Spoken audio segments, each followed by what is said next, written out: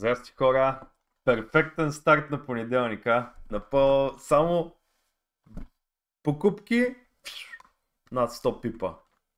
Гледайте сега, това беше причината да пусна тази сделка. Тя е абсолютно елементарна и въпреки, че не точно по учебник, но тук това не бих казал, че е ордер блок. По-скоро очаквах да вземе ликвидност. Обаче навяваме на мисълта, че може би това не обиране тук може да допринесе за цената да вземе ето това цялото задържане, което е страхотна зона на ликвидност и от тук да видим някакво падане, потенциално. Малко по-нагоре има и свинг ниво. Ето го тук.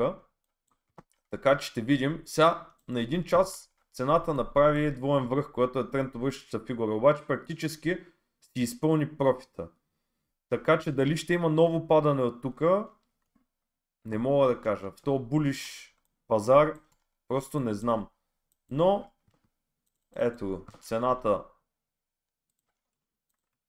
ляво рамо, образува ляво рамо, глава и дясно рамо.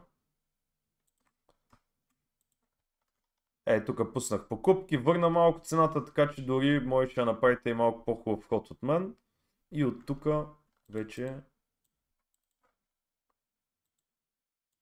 стопа буквално отдолу. Няма го нагласен перфектно, обаче вече отива на 1 към 2,5.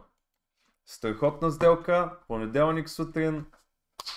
Гответе се за обучението и ако още не сте се записали за възможността да спечелите 500...